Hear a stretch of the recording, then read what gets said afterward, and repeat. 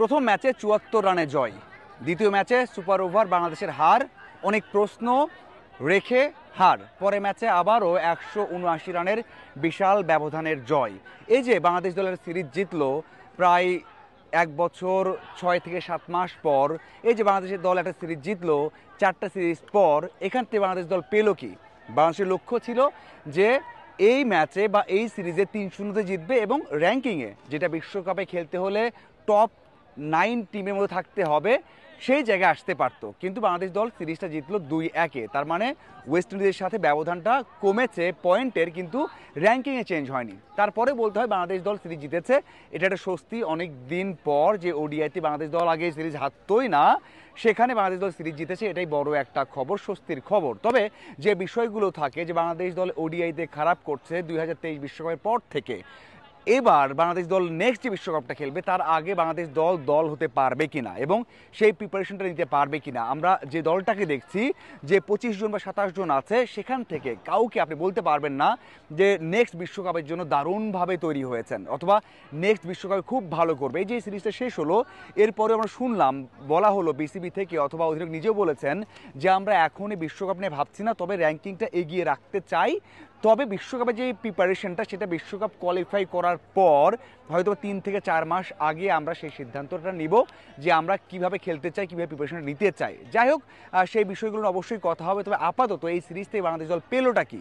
আমরা সবসময় দেখি যে এমন একটা সিরিজ শেষে বাংলাদেশ দল খুব বেশি স্বস্তি থাকতে পারে না। কারণটা হচ্ছে খেলা হচ্ছে মিরপুরে, এখানে একটা ফর্মুলা আছে, একটা সূত্র আছে, যে সূত্রতে আপনি ২০০ করবেন, ২২০ করবেন, সেখানে স্পিনারদের ব্যবহার করে আপনি ২০ রান, ৩০ রান অথবা ৪০ রানে একটা জয় পাবেন। সেই কাজটাই বাংলাদেশ দল করেছে, যদিও দ্বিতীয় ম্যাচে সেই পরিকল্পনা বাস্তবায়িত হয়নি। আপনি যদি দেখেন শুরু থেকে শেষ পর্যন্ত, কখনো মনে হবে না যে কোনো একটা ডিপার্টমেন্ট বাংলাদেশের মানে স্পিন ছাড়া খুব ধারাবাহিক কাজ করেছে। তারপরেও বলতে হচ্ছে যে বাংলাদেশ দল অবশ্যই জয়টা পেয়েছে, দরকার ছিল।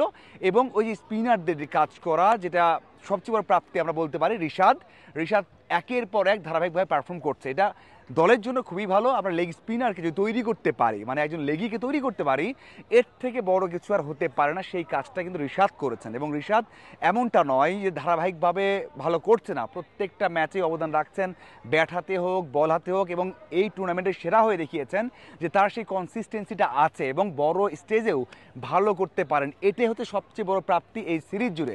আরেকটা বিষয় বলতে হচ্ছে, সেটা হচ্ছে যে আসলে ব্যাটিং ডিপার্টমেন্টে আমরা কী দেখলাম?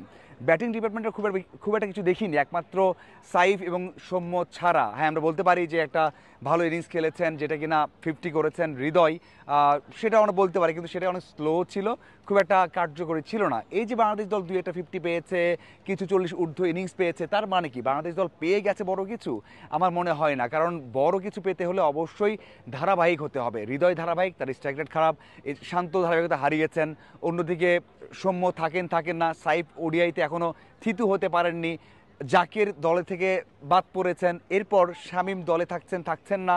মানে একেবারে আপনি কোনো প্লেয়ারকে বলতে পারবেন না যে ওয়ার্ল্ড ক্লাস হয়েছেন বা ওয়ার্ল্ড কাপে খেলবেন।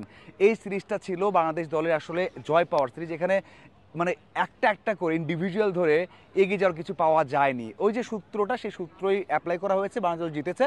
কিন্তু মানে যেটা লং রান সাফল্য বা লং রান যে জিনিসটা আমরা চাই, সেটা কিন্তু হয়নি। তারপরে বলবো একটা জয় এসেছে, স্বস্তির জয়, আনন্দের জয়। এটা যদি ধারাবাহিকতা রাখতে পারে বাংলাদেশ দল, তারপরেও বাংলাদেশ দল ওয়ার্ল্ড কাপ কোয়ালিফাই করবে এবং সেখান থেকে হয়তো বা ভালো করার কিছু অনুপ্রেরণা পাবে। ধন্যবাদ সবাইকে সাথে থাকার জন্য।